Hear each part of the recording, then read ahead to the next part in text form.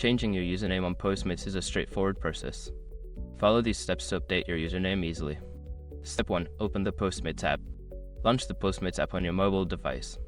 Ensure you are logged into your account to access your profile settings. Step 2. Go to Account Settings. Tap on the profile icon or the menu icon, usually located in the top corner of the app. From the menu, select Account or Settings to access your account details. Step 3. Select Username option. In the account settings, look for the option labeled Username or Edit Username. This section allows you to modify your current username.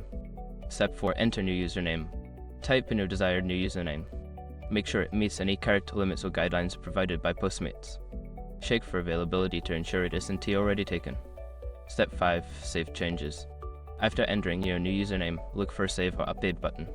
Tap it to confirm your changes. You should receive a confirmation message indicating that your username has been successfully updated. Now you can enjoy your new username on Postmates. If you encounter any issues, consider reaching out to Postmates support for assistance.